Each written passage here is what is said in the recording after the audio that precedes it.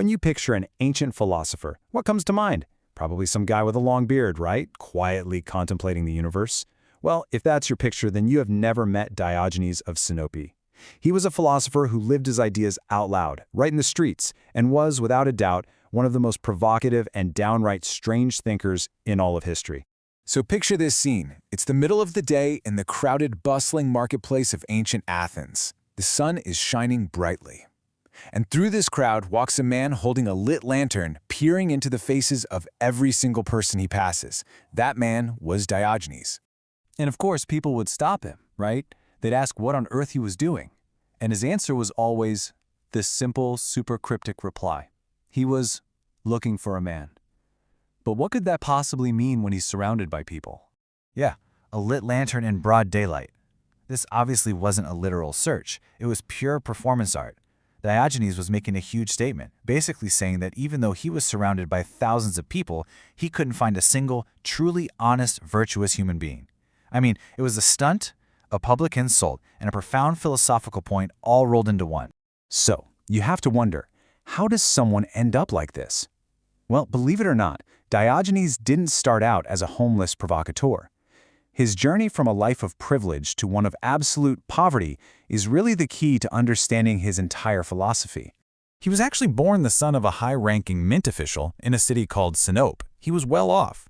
But his life took a hard left turn when he got exiled, accused of tampering with the currency. So stripped of his home, his status, everything, he travels to the famous oracle at Delphi. The oracle gives him this very cryptic advice: deface the currency. Now, he interpreted this metaphorically. His new mission was to go to Athens and deface its social currency, all its customs, its hypocrisy, and its phony values. And this is where his strange behavior really starts to make a kind of sense. He became the most famous practitioner of a philosophy called cynicism. His shocking lifestyle wasn't madness, it was a radical, public demonstration of his beliefs.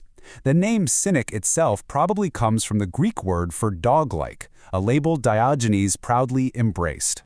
So what is cynicism exactly? Well, at its core, it's about living in harmony with nature.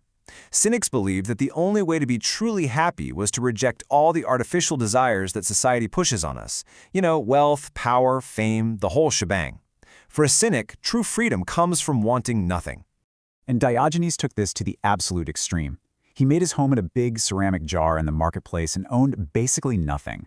The story goes, he saw a child drinking water from his hands, decided his cup was an unnecessary luxury, and just threw it away. He did the same thing with his bowl after seeing another kid eat lentils from a hollowed-out piece of bread.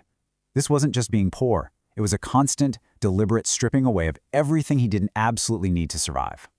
You know, living this way gave him a unique kind of power, the power of having absolutely nothing to lose. And he used it to challenge everybody, from the most respected philosophers to the most powerful rulers, all with this razor-sharp wit. My favorite example is his showdown with Plato. So Plato, in his fancy academy, had defined man as a featherless biped. Diogenes hears this, plucks a chicken, walks right into Plato's school, holds it up and announces, "Behold, Plato's man." This brilliant stunt totally humiliated Plato, who had to add with broad, flat nails to his definition. It perfectly shows Diogenes' contempt for abstract philosophy that didn't connect with reality. But his most famous encounter was with the most powerful man in the known world. One day, Alexander the Great, hearing stories about this strange philosopher, came to see him. He stood before Diogenes and introduced himself with all the power and weight of his title. And Diogenes' reply was just perfect. No bowing, no fear. He put himself on equal footing but on his own terms. By calling himself the dog, he was proudly claiming his identity as a cynic, a shameless outsider who lived by his own rules, not the rules of kings. Alexander was so impressed by his boldness that he offered to grant Diogenes any favor he wished. Anything at all. Think about that for a second. The king who had conquered empires was offering him anything he could possibly desire. But Diogenes, who was just trying to enjoy the sunshine, had a very different set of priorities. This response just perfectly illustrates his entire philosophy. He didn't want wealth, he didn't want power, just the simple, natural pleasure of the sun. It's said that as Alexander and his men walked away, the conqueror remarked, "If I were not Alexander, I would wish to be Diogenes." But Diogenes' philosophy was about to face its ultimate test. A wild twist of fate would strip him of his physical freedom, proving once and for all that true mastery was an internal state of mind. On a voyage, his ship was captured by pirates, and Diogenes, the freest man in Greece, was taken to Crete to be sold as a slave. For most people, this would be the ultimate degradation. For Diogenes, it was just another stage. At the auction, when the auctioneer asked what his skills were, he gave this incredible response. He pointed to a wealthy man in the crowd named Xeniades and told the auctioneer to sell him to that man, because he looked like he needed a master. Even in chains, Diogenes saw himself as the one in charge. And amazingly, Xeniades bought him and put him in charge of educating his sons. Diogenes taught them not just academics, but the core ideas of his philosophy: self-reliance, physical fitness for well-being, and practical skills.